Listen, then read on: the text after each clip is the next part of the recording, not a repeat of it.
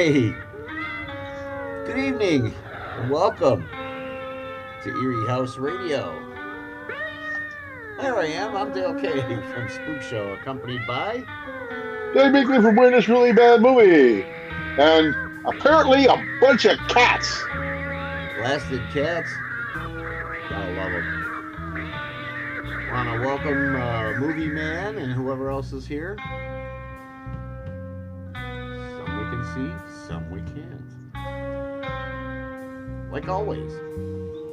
It's all about the Yep, cats this weekend. yep. And Dale, I'm telling you right now, I have not won 11, but 12. Cat Facts, Dave Facts. Yeah, right. Cat Facts, Dave Facts. Excellent. That'll keep us going. We got material like you would not believe for you tonight. And a rather lengthy featurette, which we should probably jump right into. Yeah, from Supernaturally Yours, a 1947 radio show that ran for the one season, and apparently nobody saved any copies. There are supposedly 2 copies floating around of this show. This is the only one anybody can actually find. So somebody's got one in their private collection or something. But this is it for Supernaturally Yours. Alrighty.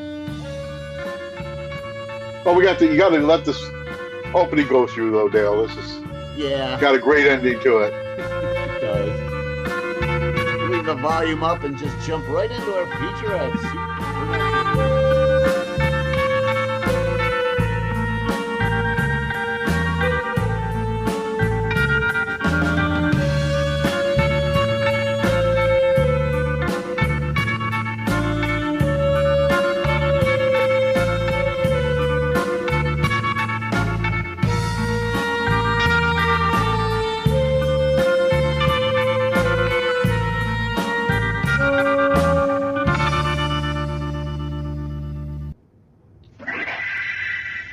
Nighttime, darkness, the hours when ancient mysteries and strange happenings walk the hidden corridors of the earth.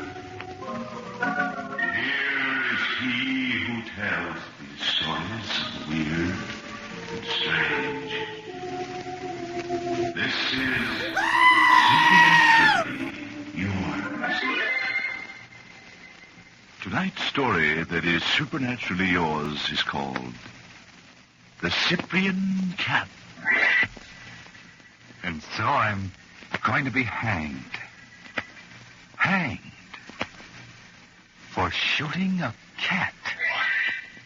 It's decent of you to come and see me, Harrison, though they tell me it's a hopeless sort of case. I've told them the whole story, but I'll tell it to you again. They don't believe me. I should make up something more plausible. But what's the use?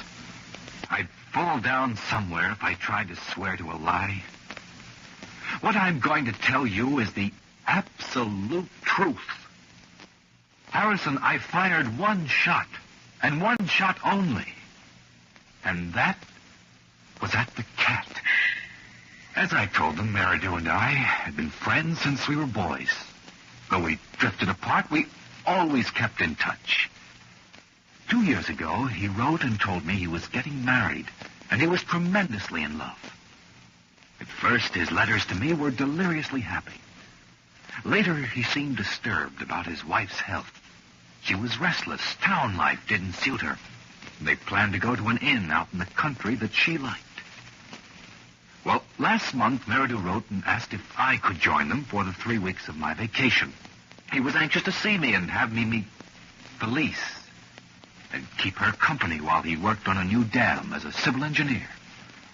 They were in a rather remote spot, Harrison. It sounded restful, and it was so hot in town I decided to go.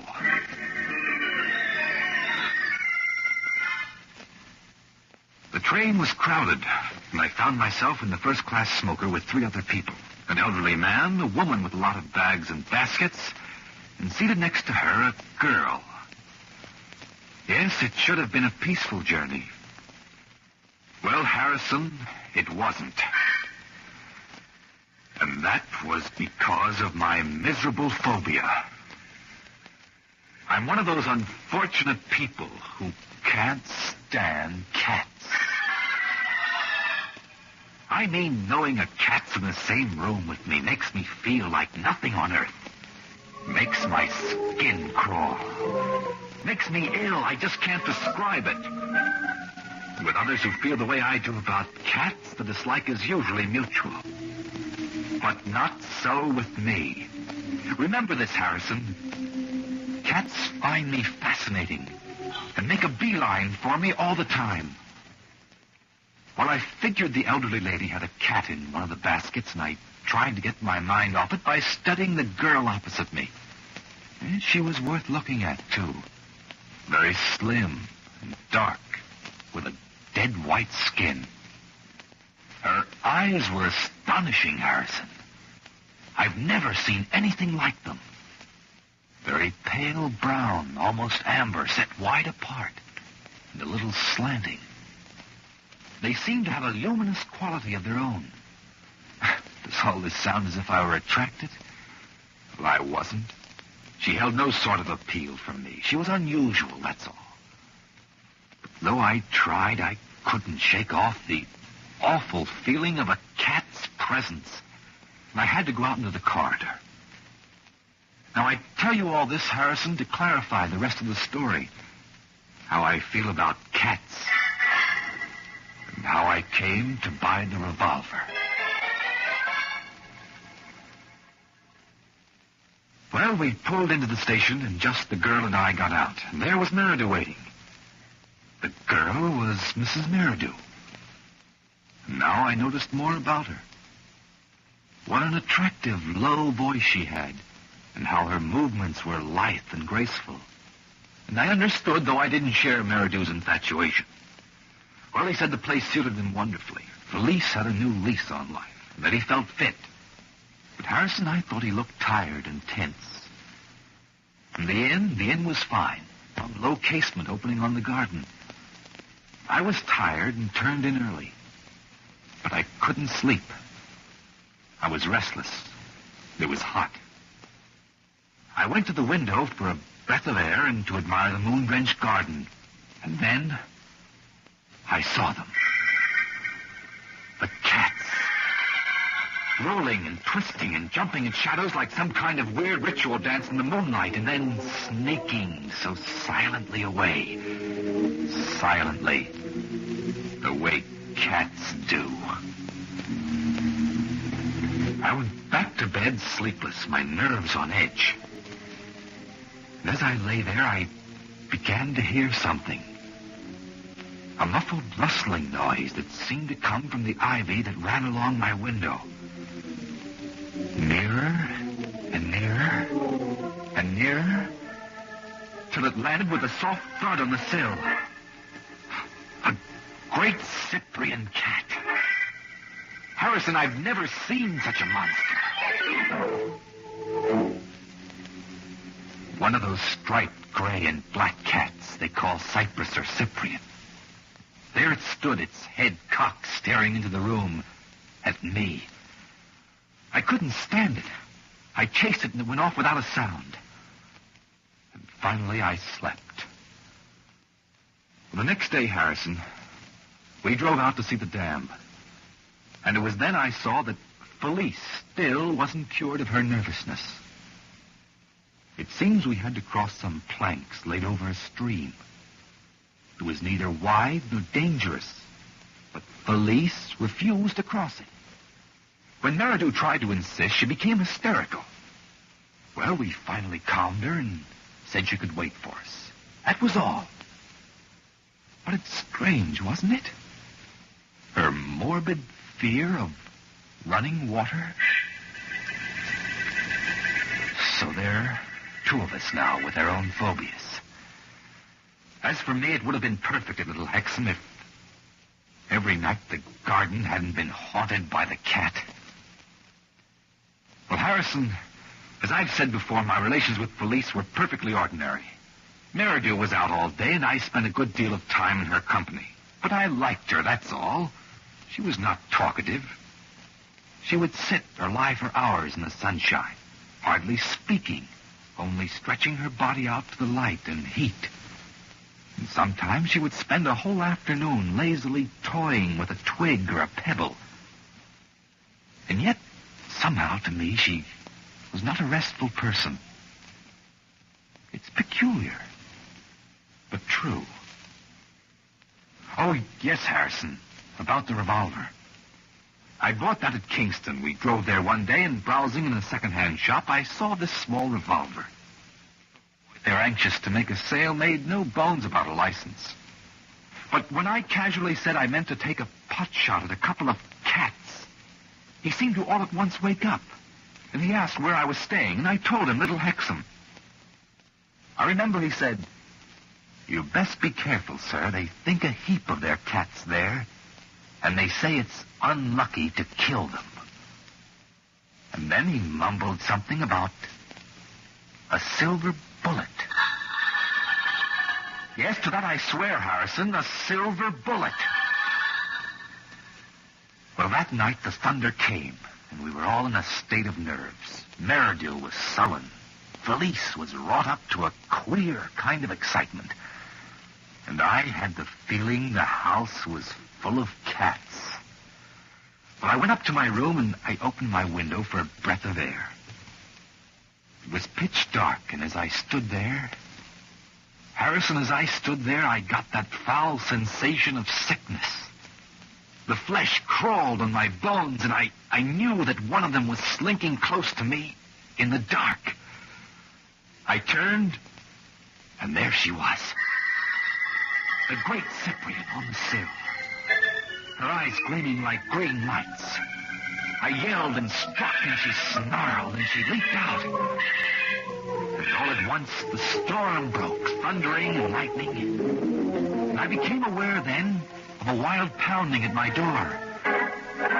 It was Meridue, terrified and sobbing, "It's Felice. She's ill. I can't wake her. You've got to help me." Well, Harrison, we ran to their room, and there in bed lay Felice, with only a sheet upon her. She was stretched flat on her back, her long black hair on her shoulders, her face waxen and shrunk, like the face of a corpse. And her flesh was cold. She seemed as if she were drugged. It was like handling a dead woman. And then we became aware of something outside the window. A stealthy scraping on the pane. And on the sill, the Cyprian cat sat and clawed at the window. Her drenched fur clung to her body, her eyes glaring, her mouth open in a howl.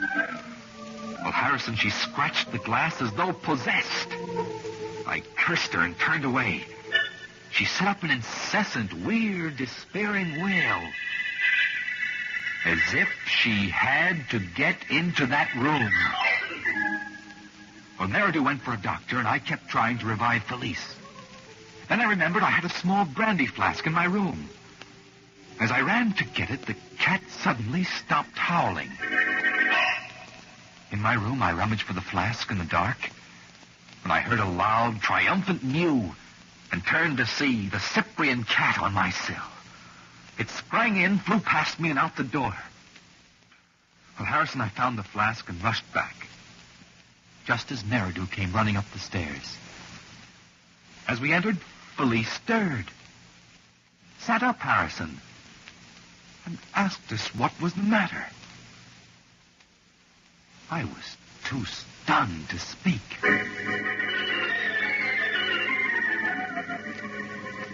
Well, the next day, none of us mentioned the previous night.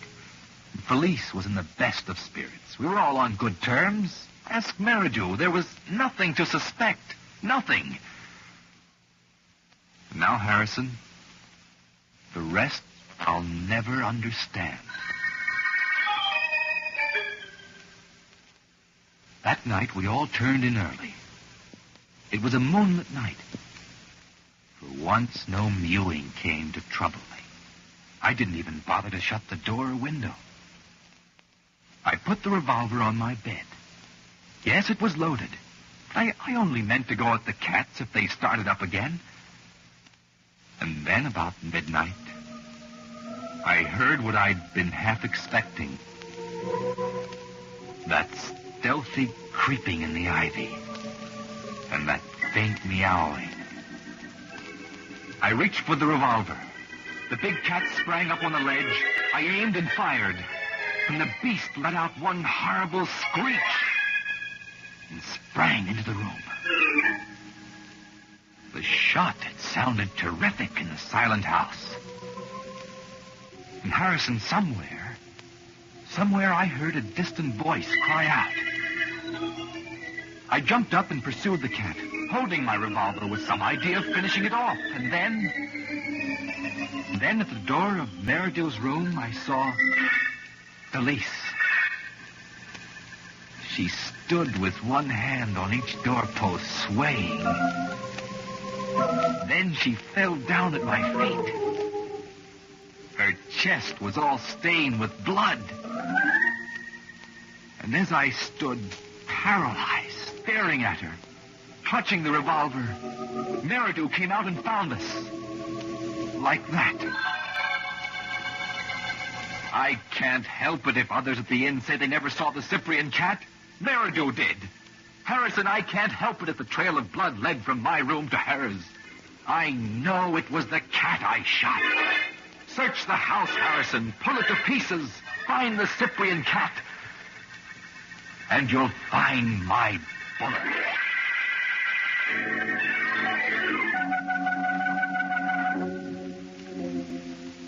The book is closed. The story over. And so, until next time we meet in the hours of darkness, ghoulies and ghosties and long-legged beasties and things that go bump in the night, may heaven deliver us. We remain supernaturally yours.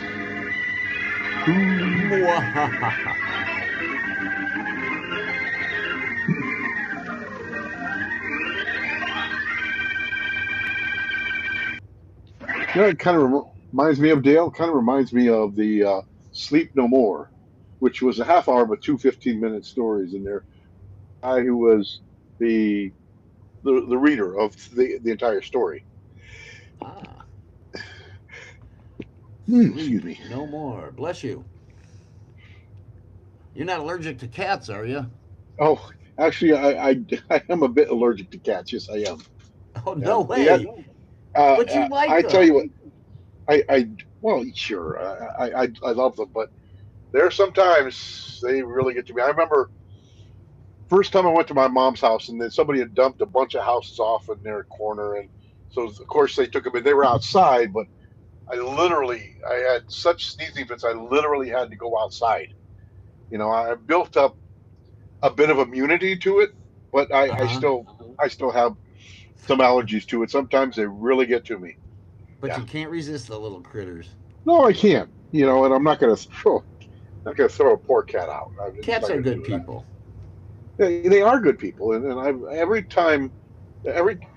animal my wife and I have ever had, every single one, from the two dogs that we had separately and then together, and then every cat we ever had has either been an abandoned animal or a rescued animal.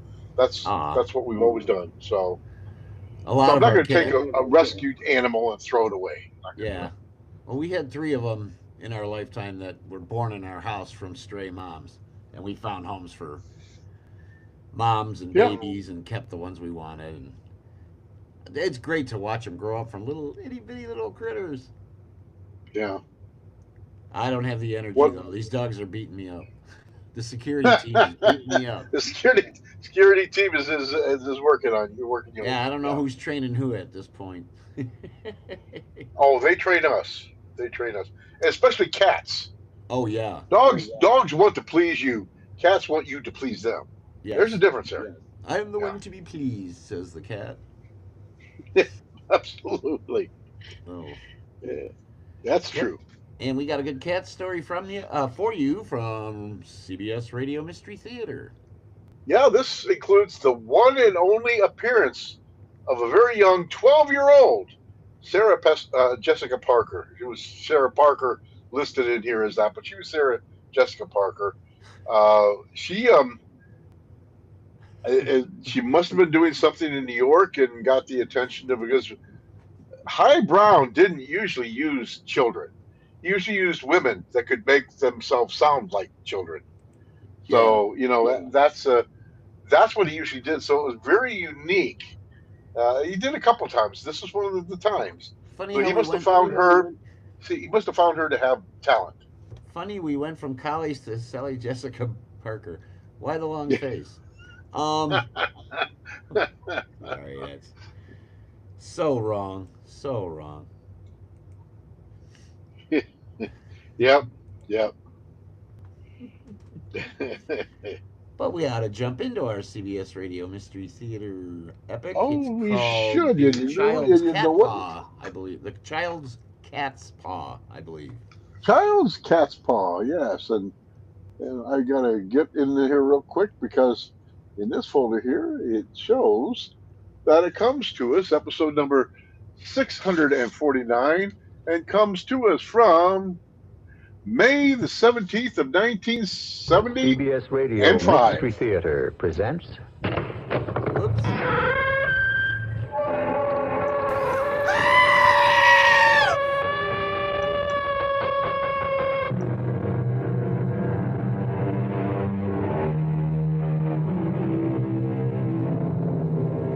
Come in. Welcome. I'm E.G. Marshall. It was the noble Bassanio who asked the question in The Merchant of Venice. Tell me, where is fancy bred? Or in the heart, or in the head? Now, in Bassanio's case, the question was rhetorical, or if you prefer, an apostrophe, because he really didn't expect an answer. But, a little late perhaps, here is at least one answer. Fancy is bred in both the head and heart of a bright little girl. A lonely little girl called Dinah. She talks to herself, David. Who doesn't, if you're alone enough? Out loud? Sometimes, like to an imaginary playmate. Well, this isn't exactly the same. The playmate talks back in a different voice. You've got to be kidding. I only wish I were.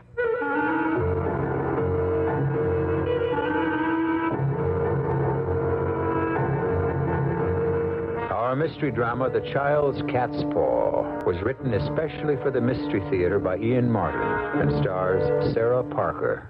It is sponsored in part by Buick Motor Division and Contact, the 12-hour cold capsule. I'll be back shortly with Act One.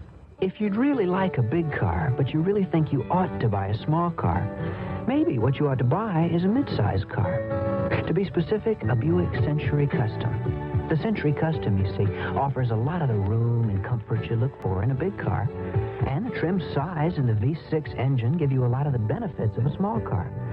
But the Century Custom has one more thing going for it. It's a Buick. And no matter what size car you're looking for, you just can't do much better than that. Give your cold to Contact. Did you know there are over 100 different strains of cold virus? And any one of them can make you sick? That's why there's Contact. No matter what cold virus attacks, one capsule helps relieve your swollen membranes, your runny, sneezy misery up to 12 hours, all day, all night. That's the wonder of Contact. Give your cold to Contact.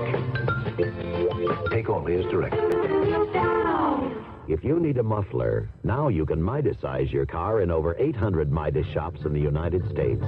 I got Midas-sized in Topeka, Kansas. It goes to prove you're never too old. I got Midas-sized in Brooklyn, New York. Words alone cannot express my satisfaction. Once we Midas-size your car, you'll never have to buy a muffler for it again. Because at Midas, if anything ever goes wrong, we guarantee to replace the muffler free for as long as you own your American-made car. Noisy muffler? Don't compromise. Midas-size at Midas. I got Midas-sized in Waco, Texas. You never seen a muffler that size before. The next time you hear that noise, don't compromise. Midas-size. In case you didn't know, the 41 Chicagoland Midas dealers can install mufflers on most foreign cars with the same expertise with which they've been installing mufflers on American cars for the past 20 years.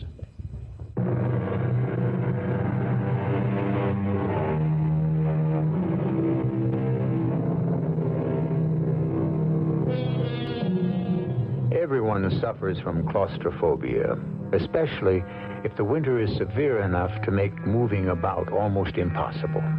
This is a story of one family cooped up by circumstance, by living conditions, and by the accident of an awful, severe winter.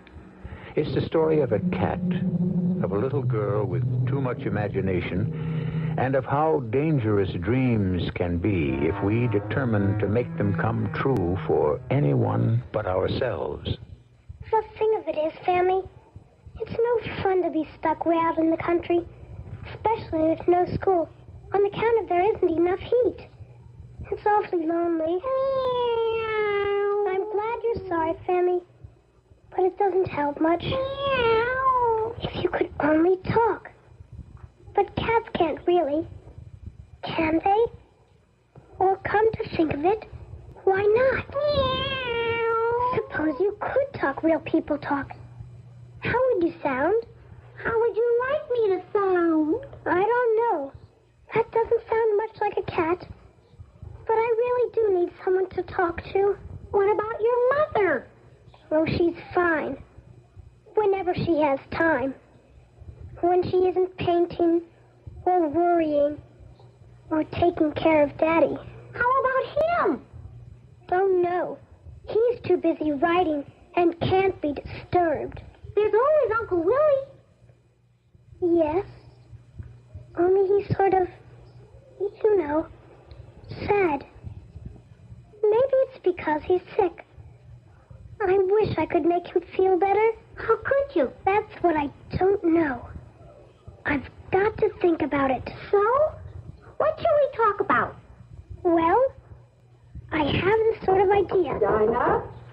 Yes, Mother? Did I hear you talking to someone? No, Mummy. Well, just to Fammy. It didn't sound like a cat to me. You're sure there's no one else in this room? No, honest. Cross my heart. It's lonely, isn't it? It's all right. I just wish... What, dear? You want to play some dominoes? Oh, honey, I can't. Look, why don't you go on downstairs and keep Uncle Willie company? He looks like he could use some, and maybe a game of checkers. He just likes chess, and I can't remember all the moves. I can beat the tar out of him at Chinese checkers, though. So come on, go wipe him off the map. Okie doke. Let's track, Fammy. Fammy? Oh, that's not much of a name for a cat. It is for this one. She's my friend. She's my other self. Your what? Oh, you wouldn't understand, Mother. She's my familiar, like I read about in a book. What book? About witches and fairies and goblins and everything. If you're a witch, you can have a familiar. That's like a real friend. And that mangy little cat is your bosom buddy? She's not mangy either. And you aren't a witch. Oh, go on down, see your uncle and give him a few laughs.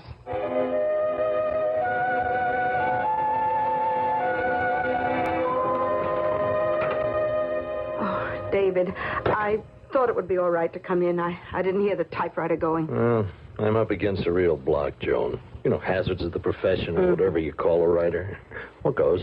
Oh, no big deal. Just Dinah. Well, what's she gotten herself into now? Well, it isn't exactly what she's gotten herself into. More like what we have.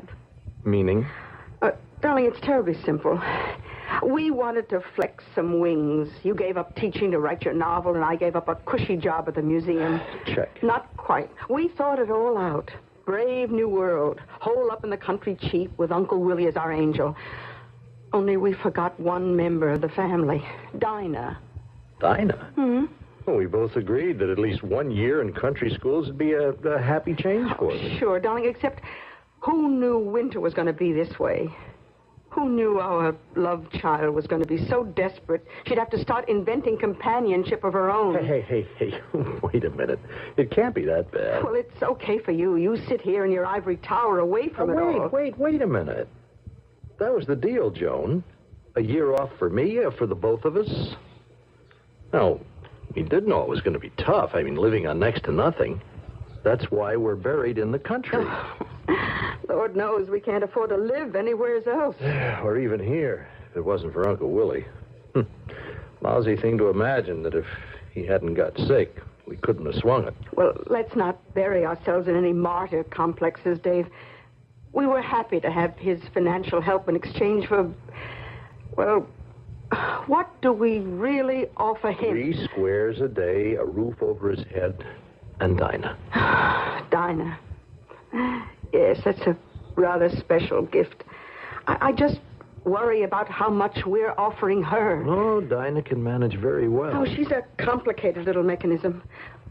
Darling, we did take her away from all her friends, and it's so remote out here, particularly with this awful winter, And what?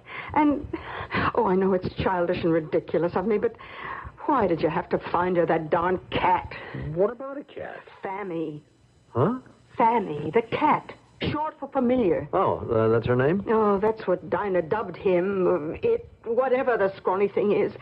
It's kind of scary when you come right down to it. What, the cat? No, the cat is a cat, but the way Dinah feels about it. How does she feel about it? Well, you know what a familiar is. The alter ego of a witch. Hey, what? You're suggesting that Dinah Oh, is don't be ridiculous, but she read about it somewhere. You know how much she reads and how suggestible she is, and I swear she's got this notion that the cat is, well, I sort of said it already, her other self. Oh, come on, Joan. What on earth would give you the idea that... She talks to herself, Dave. Well, who doesn't if you're alone enough? Out loud? Well, sometimes, like to an imaginary playmate. Well, this isn't exactly the same. The playmate talks back in another voice. You're kidding. I wish I were. What kind of voice? As if it were a cat's voice. You mean that stray cat I found her? Maybe. Well, it's crazy. No, we're all uptight. No, got to get used to the new life. Look, everything we decided was great for us. The problem is that child we made together. All together too long ago. Oh, you make me feel like a hero. I didn't mean to, except... Well, I am one. I should be thinking of her future instead of mine. Well, so could you spend just a little time with her? Yes. Yeah, of course. Of course I'll spend time with her, but I don't know how to say it. Well, I have a deadline for this novel. I have gambled everything to take a year off to finish it. All right, I'll admit it. I'm not much use to you, Joan, anyone. I'm soaked in this, in what I'm doing. Oh, can't you handle the rest? Of course I can, darling. I don't want you to worry anymore. Yeah, but I do. Where's Dinah now? Oh, I think she's with Uncle Willie. Could I ask you a question, Uncle Willie? What? Yes, of course. Why not, child? Are you really all that sick? Sick? Now, Dinah, what kind of question is that? I was sick. What kind of sick? Well, it had to do with my lungs and... really, that's something I shouldn't talk with you about. Forget it. I'm fine now. No more sniffles. Or like that? No more sniffles. I really wasn't that sick at all. Then why were you so sad all the time? Sad? Yes, I guess I am sad. Oh, because, well, I don't know. I think it's because you're all alone. Well, now, I'm not that alone. I have you and your mother and father and... I guess that's it, Uncle Willie. You just don't have someone who's specially yours. Like I have Mommy and Daddy and then Fammy. Fammy? My very own cat. See? Yes, I see. And you're right, Dinah. That is my problem. I don't have someone of my very own. Why not? Well, simply because there's nobody who wants me. I think everyone has to have someone who wants him. It's just a matter of finding them. And that's the difficult trick. I just haven't been able to. Would you like me to find someone for you, Uncle Willie?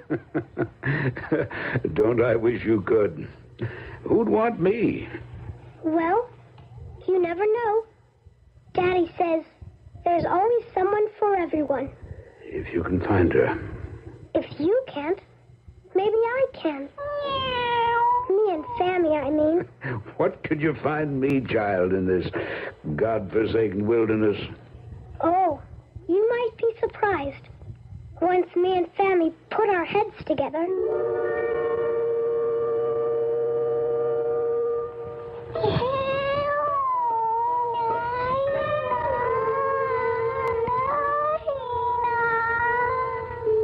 What? Who is it? It's your familiar, Dinah. You want to help Uncle Willie? Oh, yes. Find him someone to make him happy? Yes. Then I will tell you who and how. Will you trust me? I always trust anyone I love. That's good. Because after we make Uncle Willie happy, then we can start to worry about you. Don't worry about me. I'm happy. Are you, Dinah? Are you? If you want to stay as you are, you better be very sure. Sure, yeah. Dinah? Oh, Mom. Oh, are you all right? You didn't call out for me? No. Oh, never mind, darling. You must have been having a bad dream. Oh, now really, that cat in bed again. I think that's what's disturbing you. I'll take her away. No, I need her. I need her so much, Mommy. She's like a sister. Another bit of me. Oh, all right. Good night, darling. Night, Mommy. Why do I dislike you? Poor, scrawny, hungry-looking kitten. Maybe it's because you're more of an outcast than all of us. Oh, what's the matter with me? What harm could you possibly bring anyone?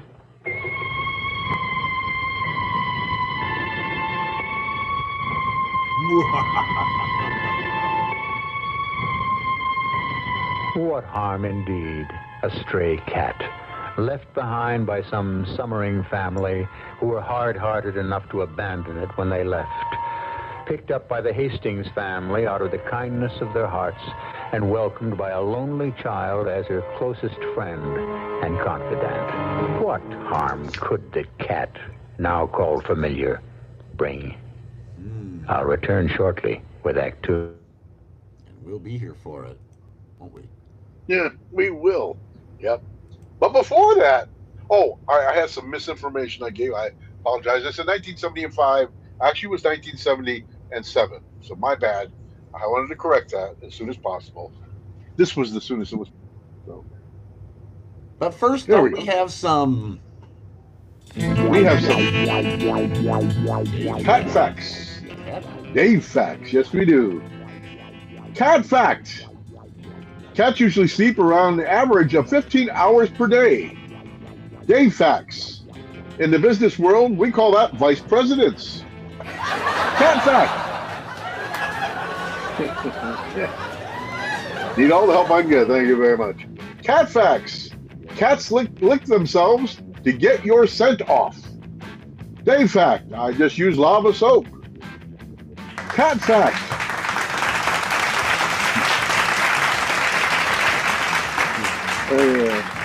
Cat fact. Cats can jump 5 times their own height. Dave fact. You should see how high I jump when you sneak up behind me.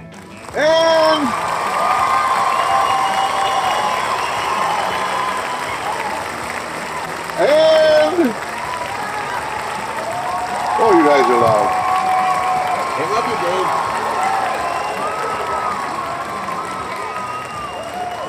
And cat fact. A house cat can run to the speed of about 30 miles per per hour over a short distance. Dave fact. Even faster when you catch them with their paws in the cookie jar. That's it for set one. We're surrounded. I am surrounded. There we go. Set one of Cat Facts, Dave Facts. Indeed. We'll have more of those as the show progresses. Yep. And interesting story we have here with a talking cat, or so it seems. Well, at least the little girl hears it. Yep. And we hear it too. Yeah, we're just the audience. We get to know more than the people in the story knows. Yes, we do. Yeah, with a little help from E.G. Marshall. Absolutely. He's just the best. I love him as the host for this. I do too, and I think their mistake it was Cammy Drag. I think it could have, even if he wanted a female. Of course, that was. I think they saw the end coming and they let her finish it out. But I think there could have been. She's a tremendous actress, and she did. I've seen her do a few comedy things as well. But she just wasn't right for this role. You know who would have been good? Mercedes. Yeah, give me. Mercedes would have been fabulous. Now, maybe Mercedes probably was offered at first, I would imagine, but just didn't want to get locked into the daily grind because I live in New York to be able to do this. And Agnes Moorehead could obviously do camp. I mean, she certainly did that on Bewitched. She could, but she did 2 episodes at the beginning, then she passed away, so she was gone. Yeah. She was out of the running for this one. Well, but if she could come back to do it, on there. If she would have come back to do it, it would have been worth it. Her and Houdini. Yep. Coming back from the dead. Oh man, just think if they had gotten Ernie Anderson to take it over. Oh my, that would have been. He was still with us at the time. That would have been. So just think if they would have got Ernie Anderson and just do his stuff and then dub it over. It was a little bit more work. It certainly would have been worth it. And you know what? That might have made, with the right host, it might have made the show go longer. Possibly. I don't know. They had great talent. The music was great. Some music from this I've heard somewhere else, and I can't put it together. Well, I know they had, because he worked with CBS there, he had the run of the CBS audio library. Mm-hmm. And part of that is Twilight Zone music. Which is where he gets his theme from. I heard it from, but maybe I'll have to reconsider. Because once they bought out Rod Serling, then you heard music from there, and even places like Gunsmoke and things like that would use the music that Rod had bought to use for the Twilight Zone. Yeah. More interesting facts. But I love the music, and some of it isn't from there, but there's a lot of Twilight Zone music used. I know because I have about 3 or 4 volumes of the TV soundtrack stuff with explanations with it and stuff. So it's just really it was great stuff that Rod had made that people like Jerry Goldsmith, who went on to do a ton of soundtracks for films, used people like him and Herman and other great television composers for the time. It's like and film Irwin Allen, and like Irwin Allen used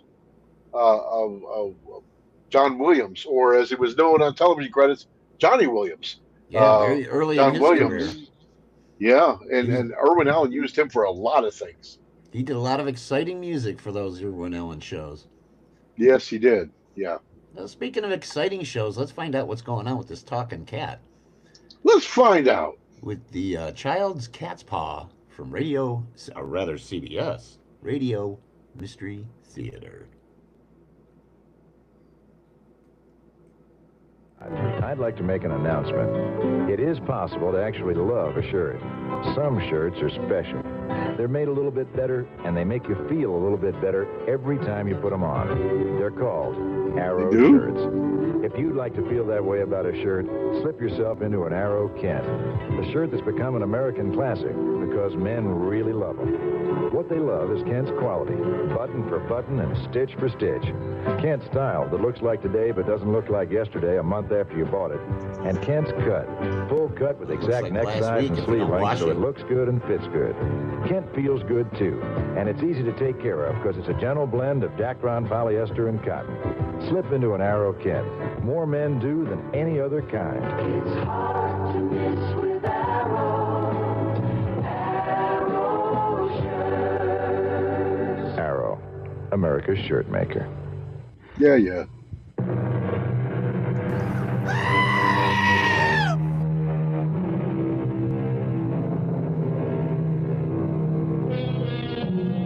Everyone has fantasies, daydreams.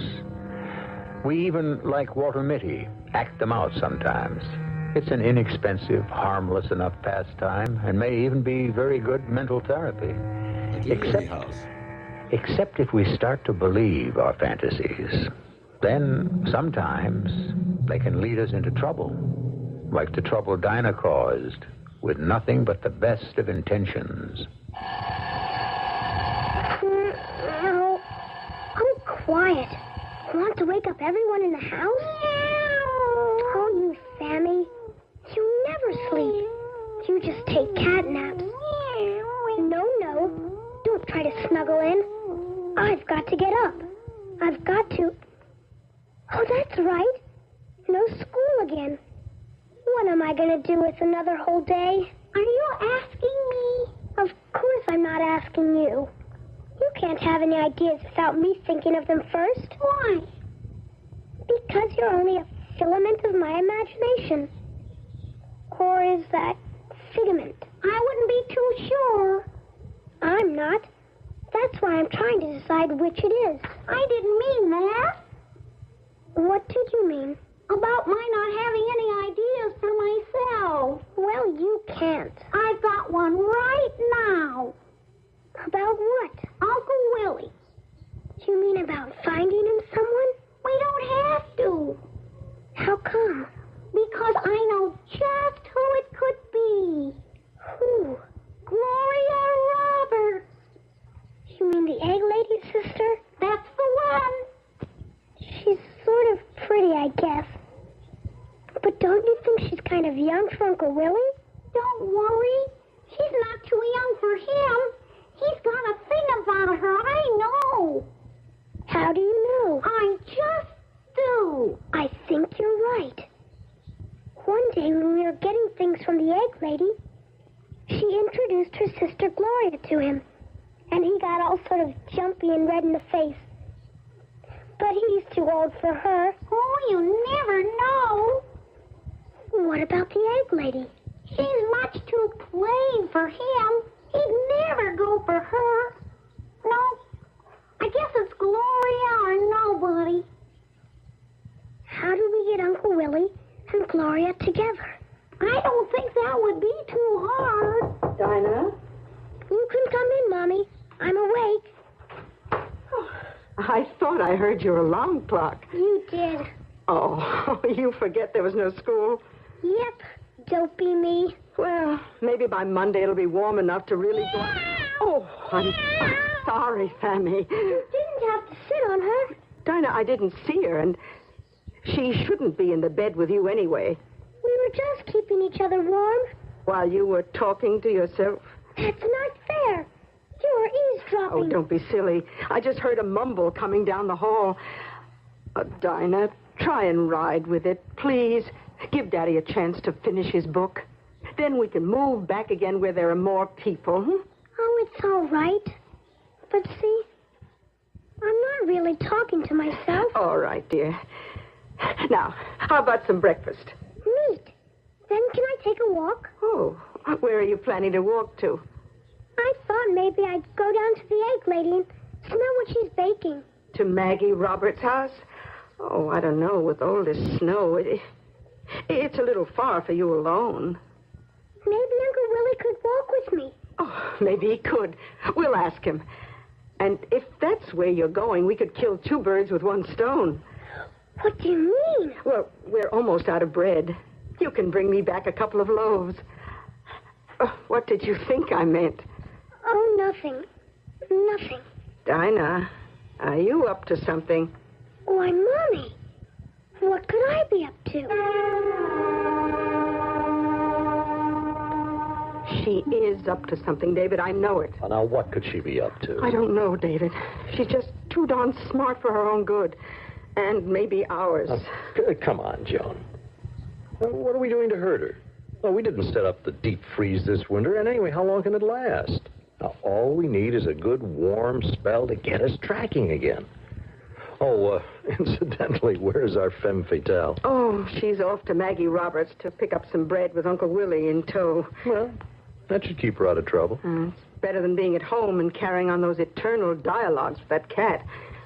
I don't like that cat. You just don't like cats, period. That isn't true. Darling, have you ever taken a good look at that cat?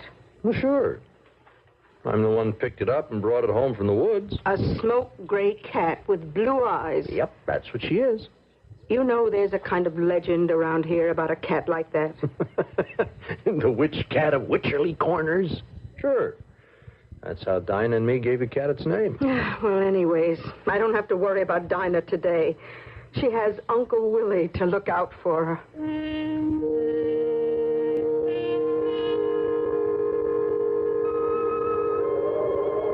How come you never got married, Uncle Willie?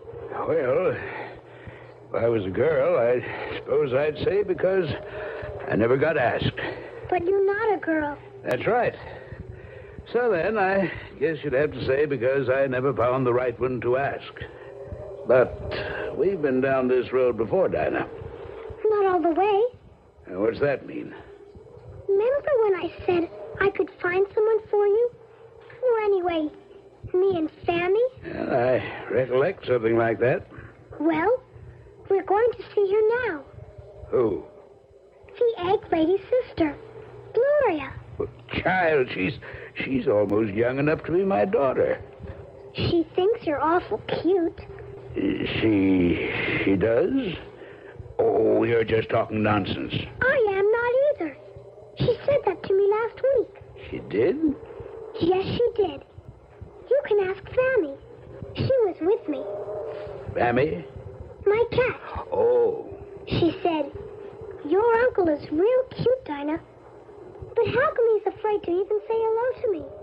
I mean, Gloria said that, not Sammy. Are you afraid to say hello to her? Why, no. Why would I be? Well, it's just she's so young and sure of herself.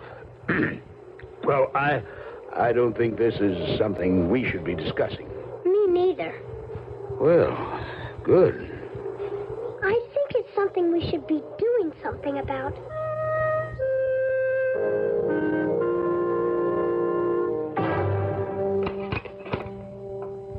Yummy smell. Except the bread isn't quite baked yet. I'm afraid you'll have to wait, Dinah. Oh, that's all right. I hope Mr. Brown doesn't mind too much. Oh, no, Mrs. Roberts. I'm like Dinah. No smell in the world like baking bread. I'd make you a cup of coffee, but I've got to get the dough ready for a new batch. Where's your sister today, Miss Roberts? Gloria? Oh, most likely glued to TV. Maybe we could just walk up to the house and say hello? I don't want to bother Miss Roberts. Maybe she'd like to be. But her sister said she was looking at TV. That means she must be bored. Well, it's quite a long way to the house, and she might not even be there. Tell you what, I'll run ahead and see if she is.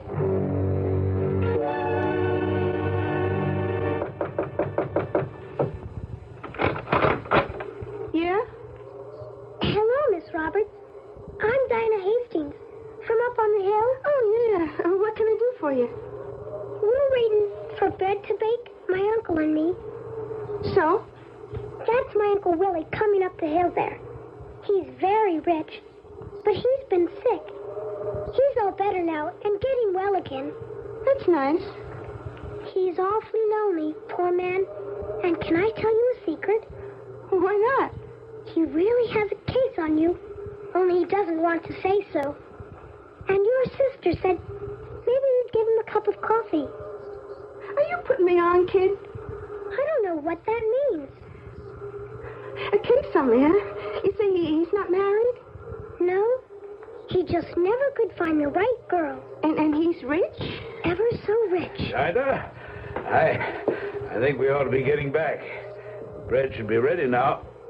Oh, hello, Miss Roberts. Hello, Mr. Brown.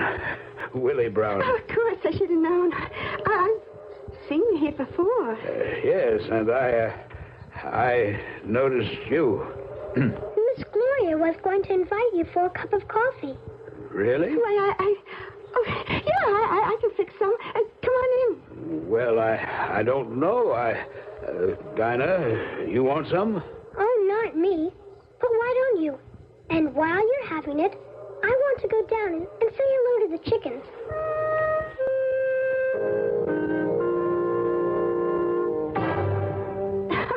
Oh, Willie, you are funny. And of course, I noticed you every time you were around. Oh, I don't know how you can say that. Well, I mean, why would you? Well, you noticed me. Oh, that's different. How? Well, you're beautiful and young and vibrant. Oh, who said you were so old? You know something, Willie? You'd be surprised how strong and sexy you come on. I do? Sure. I'm just glad I got the chance to kind of get to know you. Oh, me too, Miss Roberts. Oh, come on. Gloria. Look at me. I'm calling you Willie like I know you all my life. Gloria, you're some kind of a girl. Oh, just lonely. Like me. Oh, well, you don't have to be, Willie. Not as long as I'm around. Oh, but that's silly because you're so rich that now you've got your health back, you'll cut out, and I probably won't ever see you again. Well, money isn't everything, Gloria, and now that I've met you, I know... Well, I can feel I've got all my health back. Listen, how'd you like to go to town tonight? Have dinner, see a movie, go dancing. Well, I'm certainly glad we have the bread, Uncle Willie. Well, so am I, Dinah. So am I. Otherwise, I just can't believe that... Oh, don't mind me. I don't know what I'm saying. Sometimes, when I'm happy or excited, I get the same way. It was a nice walk, wasn't it? Yes, it was. It went quite a bit farther than I expected. I don't think we went that far. I wasn't thinking of you, Dinah, just myself. I never went so far in my life. Thanks to you.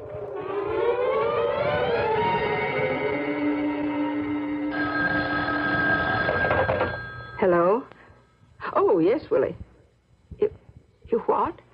Oh, no, it's all right. Of course, we're all asleep, but... yes. Mm-hmm. All right, you're a big boy. No, of course. Fine. What was that all about? Oh, your Uncle Willie went dining and dancing in town, and when he and Gloria Roberts were about to start back, he found his battery was dead. They're going to have to stay in town overnight. Overnight? Well, we're halfway through it already. What? Didn't you hear when you snuck down the hall just now about Uncle Willie and Gloria? Not exactly. I don't care anyway. I'm too sleepy. They like each other. We cast a spell over them just like we planned. What's the difference? Isn't that what we wanted? Now they'll have to get married. Or else. Isn't that what we wanted? I suppose. I'm just too sleepy to remember.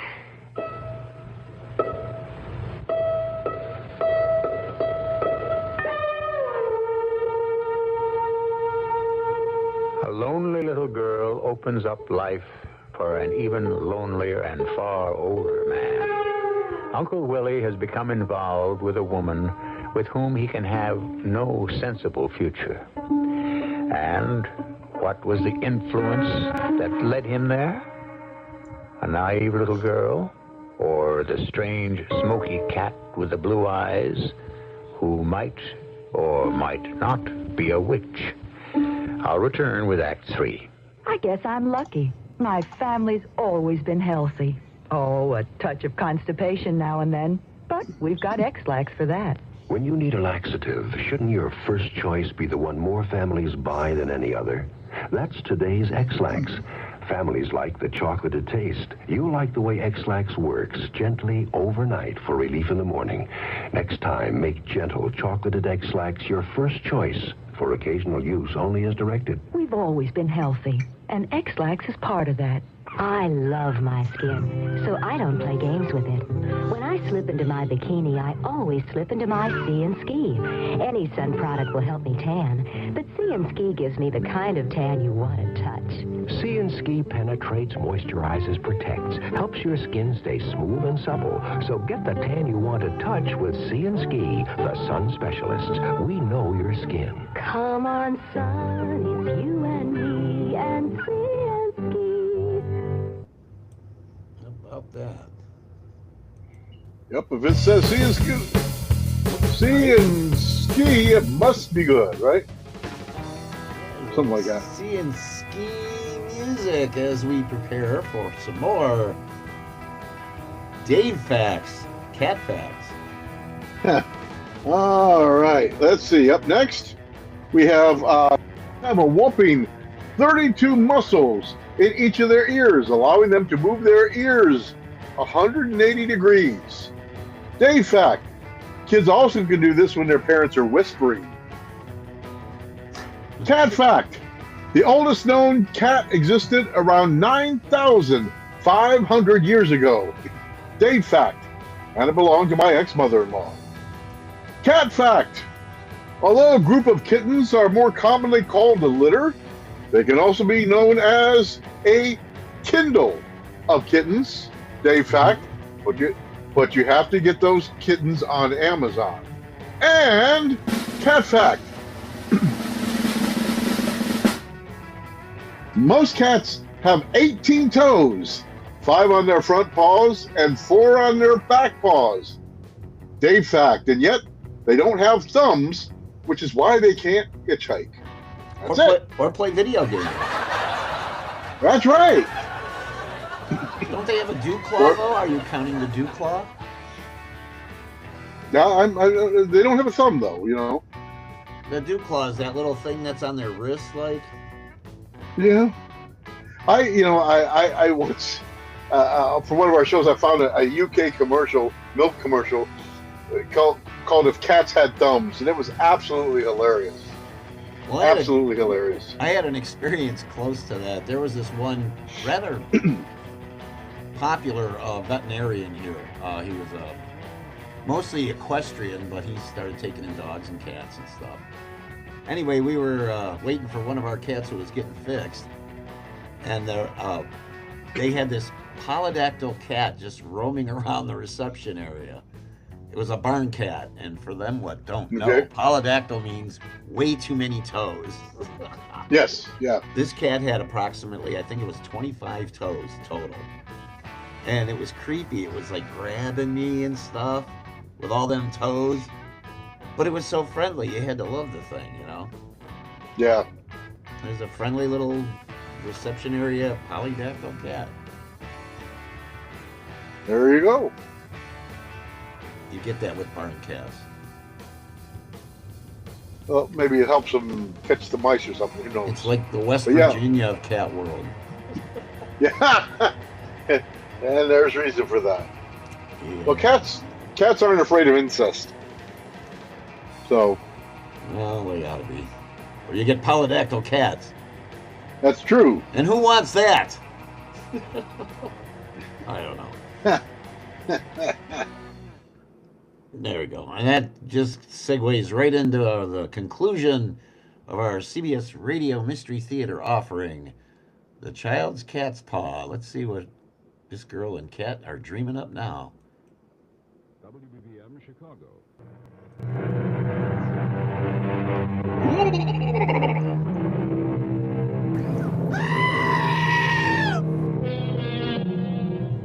The tiniest thing in our finite world, the atom, is the source of its most devastating destruction. So, too, the most naive and innocent meddling in emotions can sow an equally minuscule seed of possible destruction. Not that on their way home from town, Willie and Gloria are conscious of anything like that. Willie, honest, you're too much. This car is a dream. I can't get over the way you just went out and bought it like that. Well, I couldn't haul a princess in that old wagon I was driving. Oh, you say the nicest things. Well, I haven't maybe said the nicest thing yet. You going to marry me, Gloria? Oh, you gonna take me out of Wycherley Corners? Darn right. And anywhere you want to go. You can afford all that? I can afford it. All right, Willie. I'm gonna marry you. You're gonna marry this you're gonna marry Gloria? That's right, David. Oh, well, don't you think she's kind of... Well, I mean that you're sort of old... I mean, you really think it's gonna work? David, son, I'm a new man.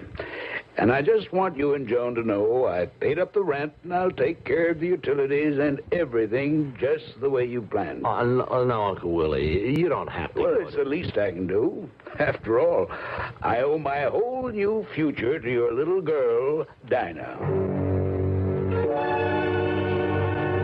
You're going to be married? You? Yes, Maggie. So what? To Mr. Brown? That's right. But you don't love him. What's the diff? What are you, Maggie, jealous? Yes, if you want to know. That has nothing to do with it. Oh, sure. That has nothing to do with you wanting to spoil it for me. I don't care about you, Gloria. I learned a long time ago you seem to be able to take care of yourself. I just don't want you to spoil it for him. So isn't that generous of you, little mother? What are you going to do to stop me? Nothing, I suppose. What can I do? Willie's coming with the ring money this morning. $2,500 so I can pick something real nice. $2,500? Sure. Listen, kid, I've taken my lumps enough from men. Especially that Lonnie boy. I never thought I'd see the day when I wished he was around again. Why? Because he's your type. You wanted to get away from the farm. That's the kind of riffraff you should have taken off with. Oh, you're no good, Gloria. Why don't you leave that poor, nice man alone? So you could have him? No, sir. He wants me. So why shouldn't he have me? Because you'll walk out on him the first chance you get. You're just looking for a chance to escape from here. All you want from him is his money. Well, I couldn't get it in cash, so I'm taking the next best thing. I think I'll walk up to the road to meet sweet William. I don't want him getting the wheels on his new car all dirtied with the farmyard muck. Willie? Uncle Willie, just a minute. Yes? What is it, Joan? Are you driving into town? Yep. I hate to ask you, but with the weather, she's been so housebound. Could you take Dinah with you? Joan, dear, I'm sorry, not today. Gloria and I are going to buy an engagement ring. Oh, well, have a nice day. Well, I expect to. Today is the beginning of a whole new life for me. Bye, Joan. Bye, Dinah. I guess he didn't want to take me? No, he's taking Gloria. What a mess. What a mess? Willie and that girl. It's all wrong, and I don't know how to stop it. I just wish I knew who started it. He's making the worst mistake of his life. Why, Mommy? Uncle Willie is so lonely. Don't you think he should have someone to love? Like you and Daddy? Everyone should have someone to love, but if Willie had to pick on one of the Roberts sisters, why couldn't he have picked on Maggie?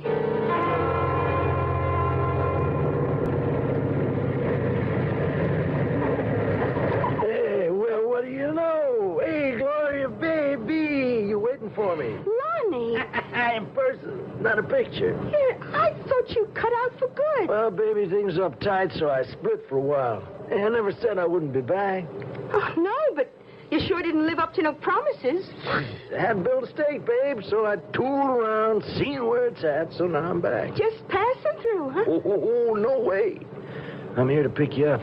Pick me up? Sure. All you and me ever wanted was to split this scene, so now we can. Hey, and I made a couple of scores. Oh, Lonnie, I can't. How come? Well, see, there's this guy I'm waiting for now. I mean, he's older and all, but me and him, we're supposed to be married. He's bringing the ring money today, and Hey, what's that got to do with me? Hey, you want to be my chick again, huh? You want to ride easy? Lonnie, what are you trying to do to me? I'm just trying to get us back where we were, babe, you and me. You know, that is old character. Ditch him. Well, if you want me, Lonnie, I'll try to. What is it? Oh, he's coming now. That's his car. So? But I have to tell him now? Why hold up, huh? Hi, Precious. What are you doing? Waiting for me here up on the road. Hey, she's not waiting, man. She just happened to catch us before we cut out. Cut out? Yeah. Me and my chick. Well, is he talking about you, Gloria? I'm sorry, Willie. Yeah. What do you mean you're sorry? Well, I guess we can't get married. It was a crazy notion anyway. But we were going to get the engagement ring and... Hey, wise up, Pops, will you? Now, what are you trying to do? Rob the cradle, huh? Now, you can't handle something like Gloria, so just bow out quiet. You'd take a bum like this over me, Gloria, old as I am? Oh, you got to understand, Willie. Hey, let me handle this. What's that? What's that, huh? You figure yourself you better than me?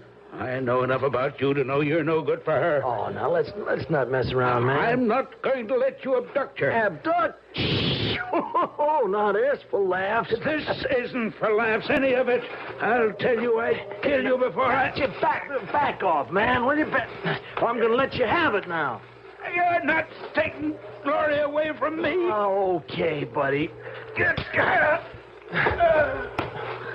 Oh, listen, I'm sorry, Gloria, baby, but he asked for it. You didn't hurt him too bad. No, I just laid him out. Come on, let's split. And leave him here? Yeah, come around. You sure? Yeah, I didn't hit him that hard. Okay, but if we're going... Yeah? You want to stay to ride us for a while? He's got the cash right in his pocket.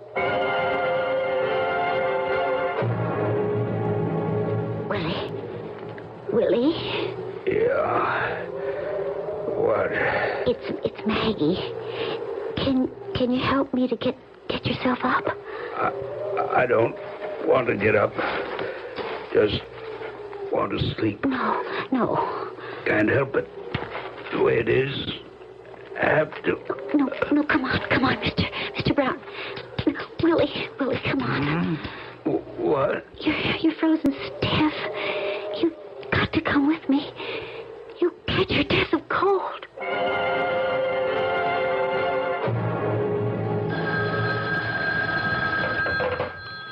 Hello? Yes? Oh, Maggie. What? Well, yes, we didn't know where he was, but what time is it? 6 o'clock.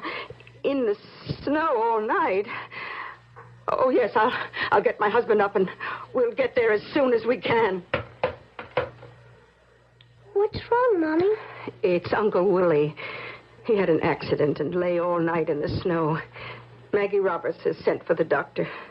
Why'd he do that? Well, because his sweetheart, Gloria, took off with another man. And in trying to stop them, Willie got hurt. How do you like that, Dinah? What do you mean, Mommy? Weren't you responsible for getting Uncle Willie and Gloria together?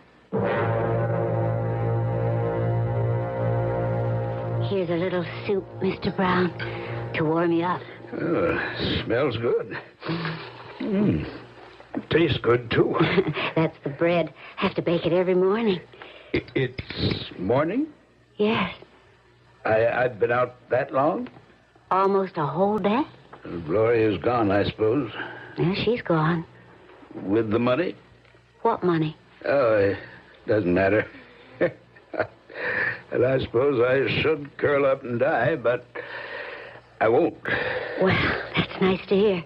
You fed me. The soup was marvelous, and, well, the bread always has been. Oh, I'm glad you like it. Maggie? Yes? You're a very beautiful woman. Oh, that isn't true. Oh, I think so. Then I want to be beautiful. And I'll try as hard as I can. Why didn't I ever see that before? It's really worth being sick for me to find out.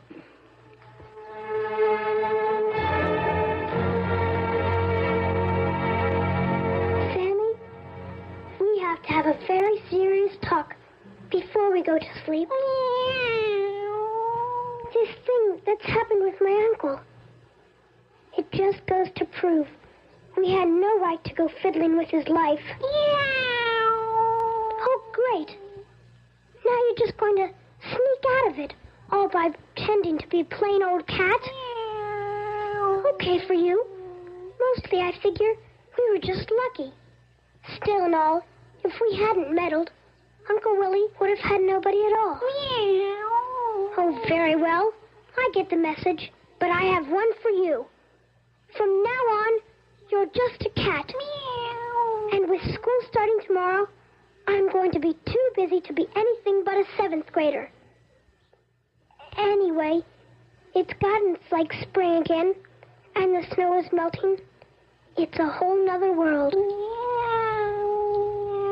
I may keep talking to you because you are my friend, but I'm just plain never going to allow you to talk back anymore.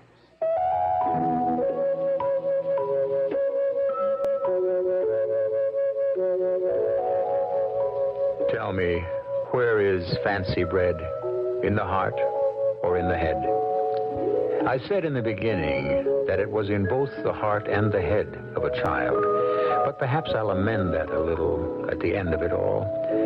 For Willie Brown and plain Maggie Roberts, it was in their hearts.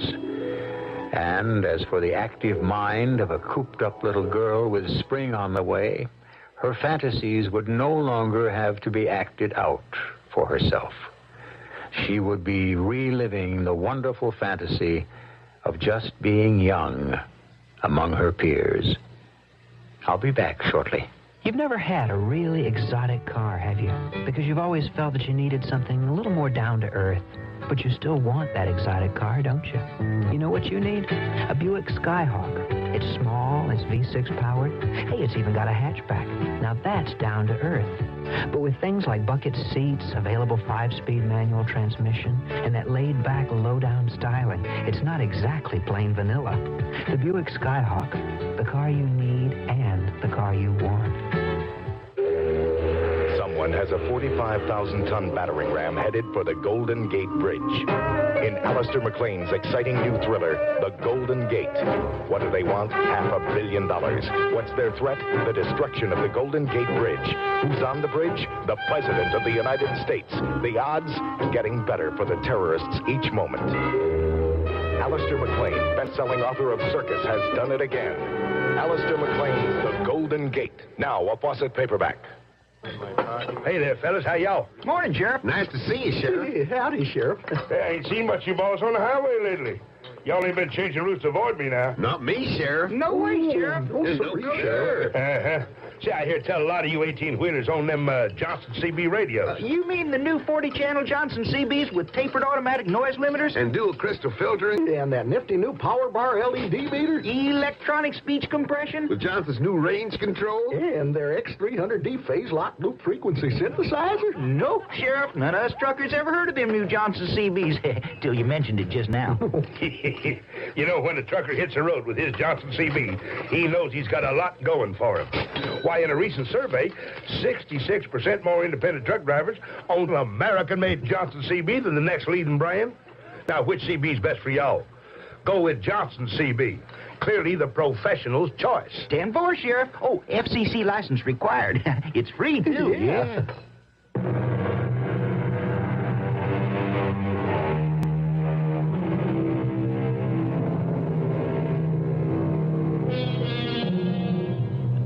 In case anyone might wonder, The planned wedding of Willie Brown did take place, with one major change. The bride was named Maggie instead of Gloria. The maid of honor was Dinah Hastings, a new and rather poised young lady who had somehow moved from child to reserved teenager, but who still retained enough freedom of soul to save one flower from the bridal bouquet she caught, to fasten in the collar of her dearly loved and not forgotten familiar. Our cast included Sarah Parker, Bryna Rayburn, Evie Juster, Earl Hammond, and Guy Sorrell. The entire production was under the direction of Hyman Brown. Radio Mystery Theater was sponsored in part by X-Lax.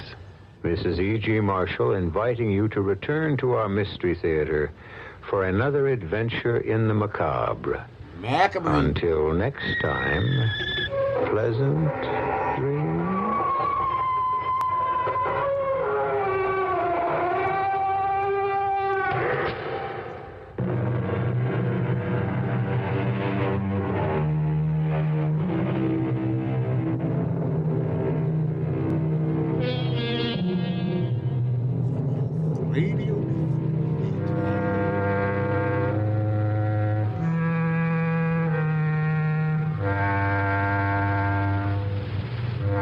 I think you need a FCC license to operate a CB, do you?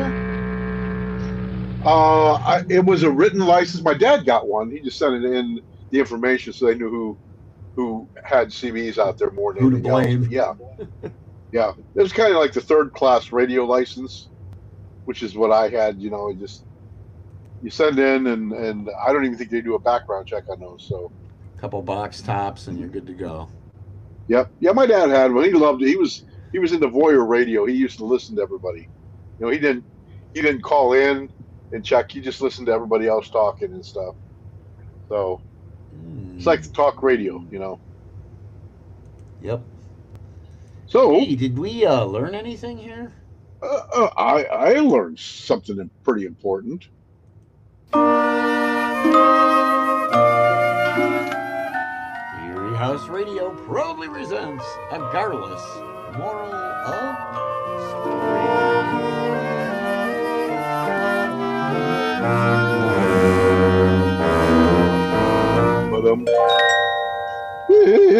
Apologies to Gar. If you're getting romance help from your cat, you shouldn't listen because, as always, you can't trust a smiling cat. So, yes, it was all about dreams. So you should try getting instead from another animal. Try a warthog. There you go. Yep.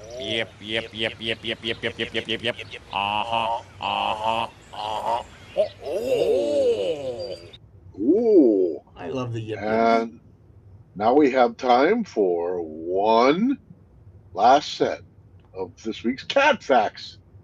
Dave Facts.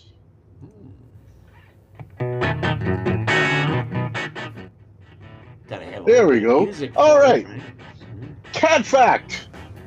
Certain cats go crazy for foods you wouldn't expect, like olives, potato chips, and the hops in beer.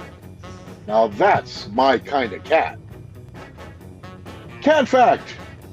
The technical term for hairball is bezoar. My technical term for hairball is yelling, "Laura, your cat just made another mess!"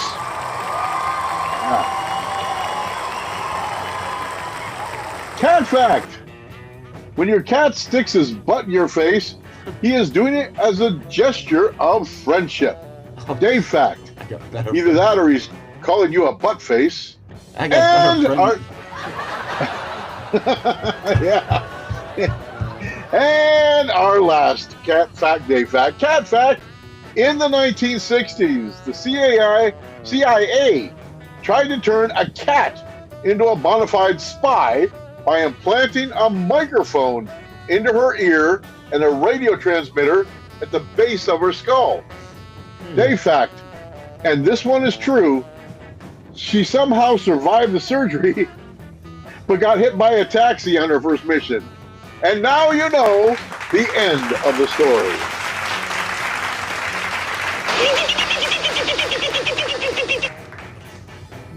Shemp That's too. it. And Shemp, yes. Yes. All about cats tonight. We've had CBS Radio Mystery Theater. We had a nice featurette from Supernaturally Yours.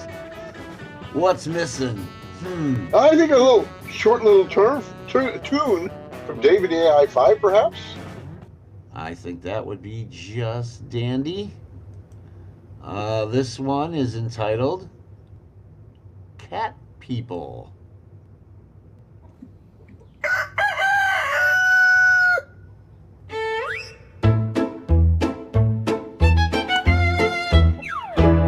My cat wears that look like he pays the rent. Sits by the window judging every event. He knocks off a cup, then acts all surprised. Puts both paws on his chest like, who, me, wide-eyed. Walks like he owns it, talks with a stare. Steals my warm spot, then pretends he's not there.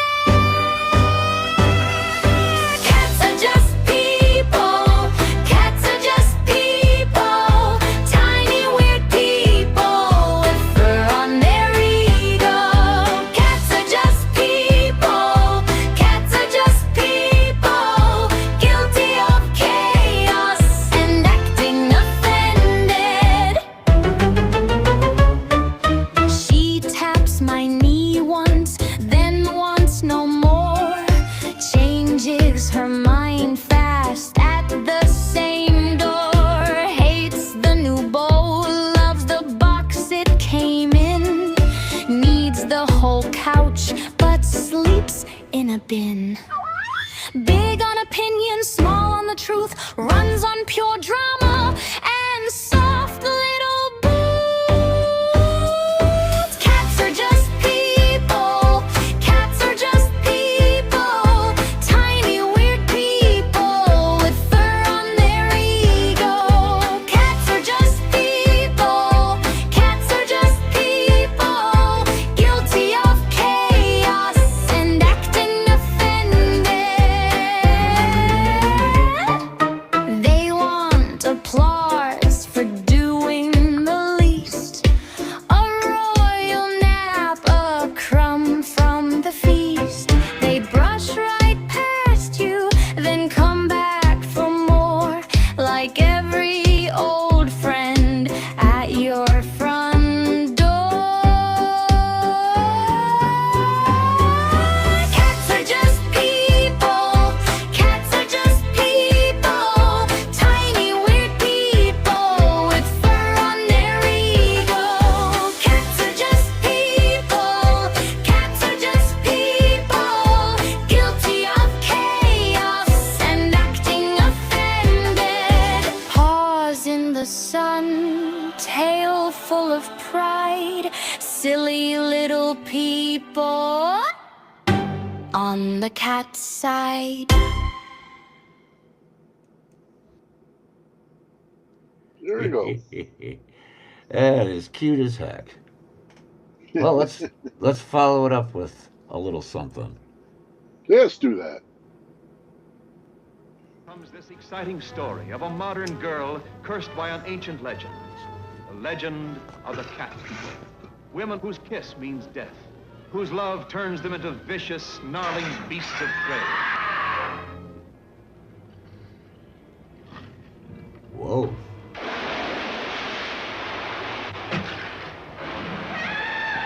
Twice I've been followed by something that was not human, something that attempted to take my life. I believe that was the cat form of Verena. Why should she wish to harm you? Because I'm in love with her husband.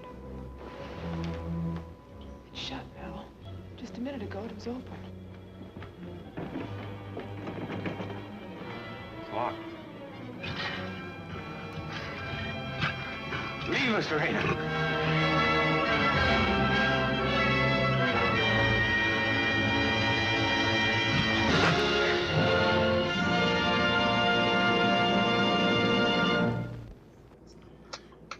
If I'm not mistaken, that's a Val Lewton classic.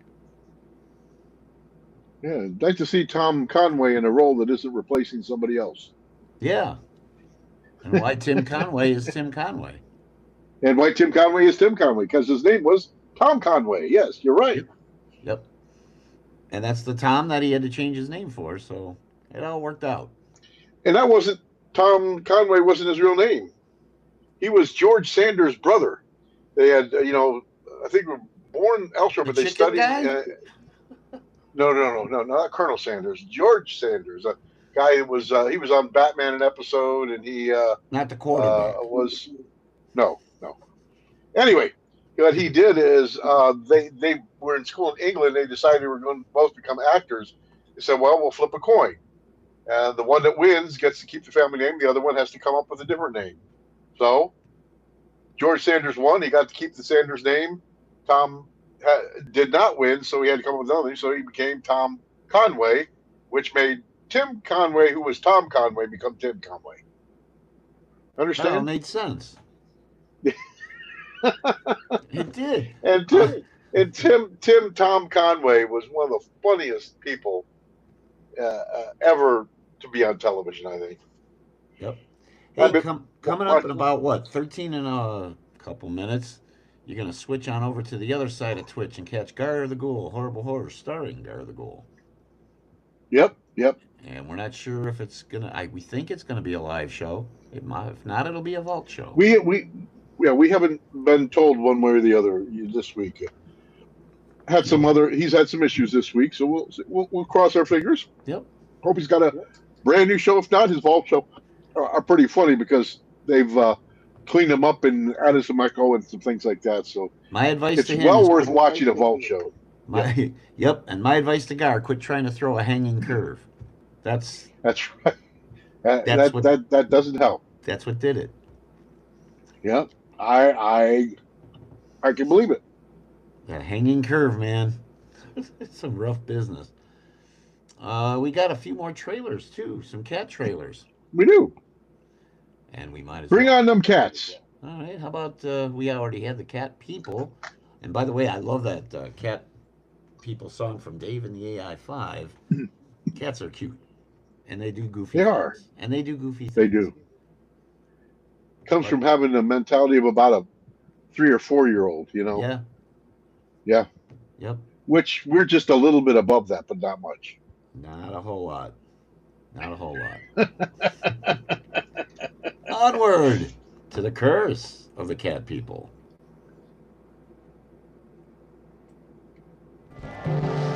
Actually has volume.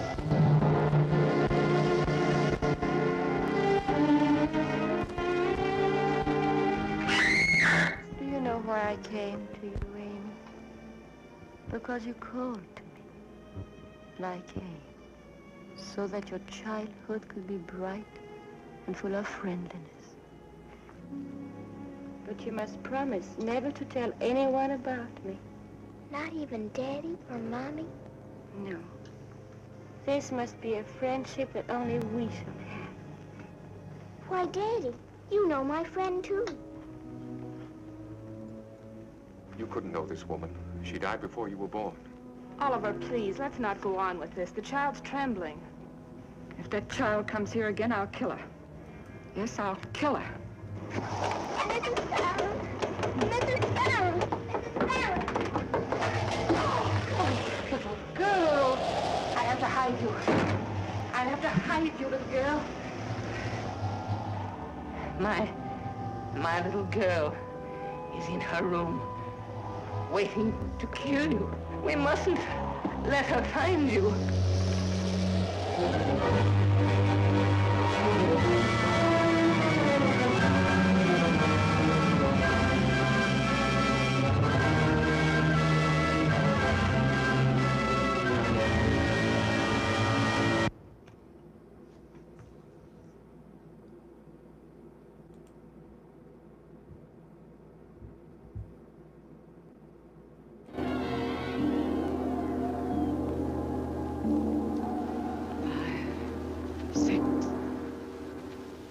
Has come again.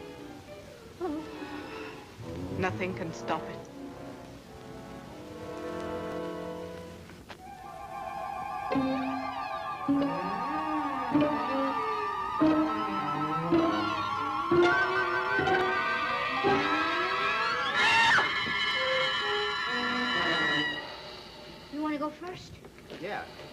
certainly not. Ladies always go first. Thanks. Watch that step. Watch it.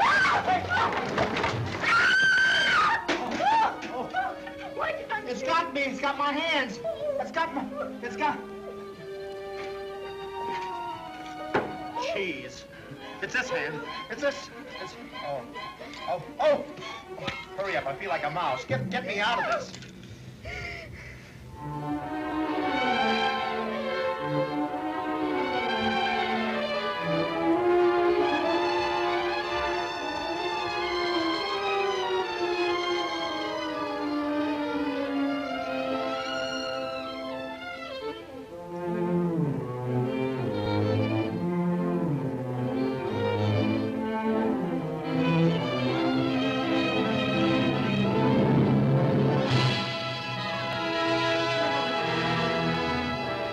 That the heir hereinafter named should prove to be of unsound mind, or if said heir should become insane or should meet death within a month of inheriting, then my estate is to be given to the person whose name is contained in envelope number 2. Well, that will is practically an invitation to commit murder. I remember a situation almost like this in an old play called The Fatal Hour, or She Should Have Known Better. At the end of the second act, the leading man takes the heroine in his arms and he kisses her. And then, filled with new courage, he starts out after the villain. And, of course, comes back in the third act. Oh, sure. No. As a matter of fact, in the third act, he's found dead in a bathtub. Why, there's nothing. Hey, wait a minute. This is loose. Hey, what's this? Listen, baby, don't be surprised if we discover an old skeleton in here. Well...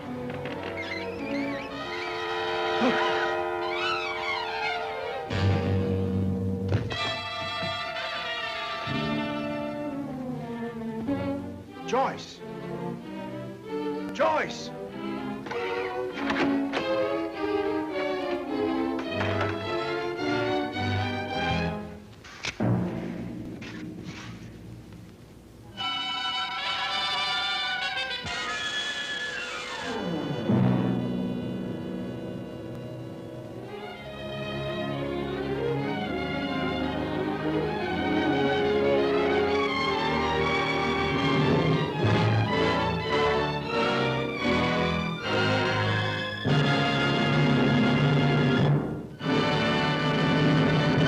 We got time for one more trailer.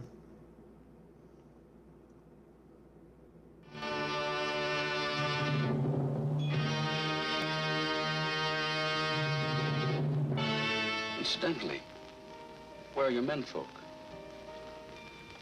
You're the first man I've ever seen.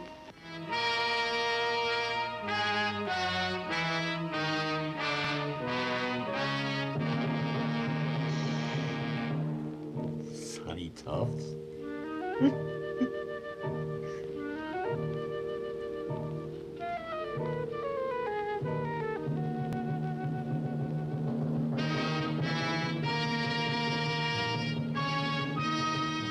Don't let go, Kip. Helen, what's the matter? Danger, Kip. They want to kill you. They'll take the spaceship and they'll make me go with them. Wow. Well, how? They can, Kip. They control me. You'll share man's great of alluring, ferocious cat women. Theirs is the fevered fury without love, goading them to lure men into the den of bloodthirsty moon monsters, driving them to tempt men in the deadly cave of moon gold, flaming into a wild lust to conquer man and destroy the world.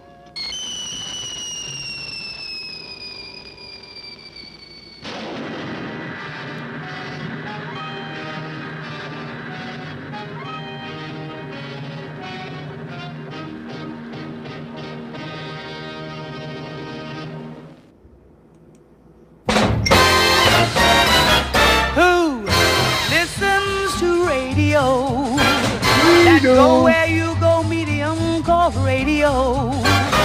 That's with you every night through the long commuter fight, and in the morning with your toast and mama lady-o. Who listens to radio? No matter fall. Who listens to radio? Only 150 million. 150 million people. That's all.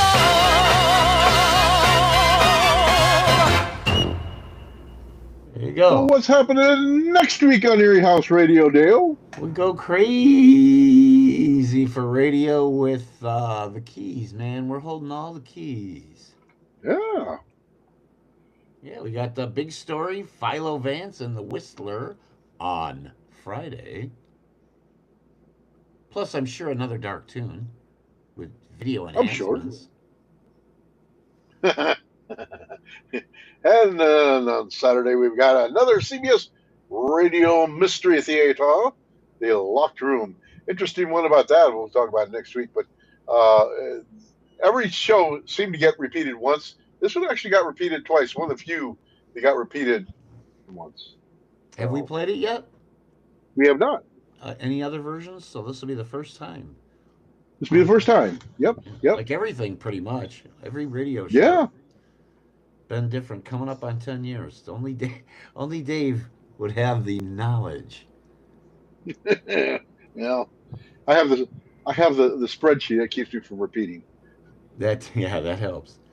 And It thank does you help. for always sending me updates on everything we've done. It's nice to reference older shows, like yesterday. Yes. We talked about Catwife, and the first time we broadcast that, almost 10 years ago, 9.5. Wow. We're getting old, buddy. Time We're getting flies, old. too. It seems like only It yesterday. does. It does. But only yesterday I was working, so today, I'm not. So I guess that's an improvement, I guess. Yeah. Yep. Well, we'll keep things rolling up until about 2 minutes from now. You'll get on over to them other parts of Twitch for Horrible Horror, starring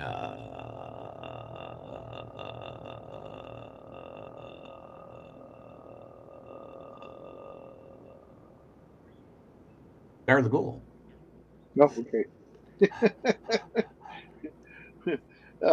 So did you make it to? Didn't they have the garage, the graveyard garage sale or something like that? In Yeah, Wellington? my son wanted to go, so we ran up there, and we only spent like an hour. It was indeed a garage sale, but it was more like modern stuff. There was nothing for me. Like there was very little of the classic monsters. You had a lot of slasher stuff, a lot of decorations for your house, for your yard, and things like that. It was cool seeing the hearses. Yeah, I saw the hearses. There, somebody was showing off a hearse. Yes. My son, for some mysterious reason, thinks I should become more enamored of the 90s hearses rather than the 1970s and 60s hearses. Oh, no. They were so much classier back then. They were, but they're much more expensive to maintain, and they need maintenance more often than some of the 90s versions, which are still kind of cool. They still have that hearsey look, Yeah. Yes. Just no There's fins. You gotta have fins. Yeah, that helps. Helps breathe. You either have to have fins or it has to be drawn by a horse. One of the two, right? Yeah, my horses were never very artistic. So. Well, with that, we should probably make way for Gar? Yeah, it's 8 o'clock right now, so let's flip it on over to the old man as we cut on out of here. The castle lights are growing dim. They are. There's no one left but me and him. When next we meet in Frankenstone, don't come alone. I'll try. Can you dig it? I can. I'm far out. I can dig it.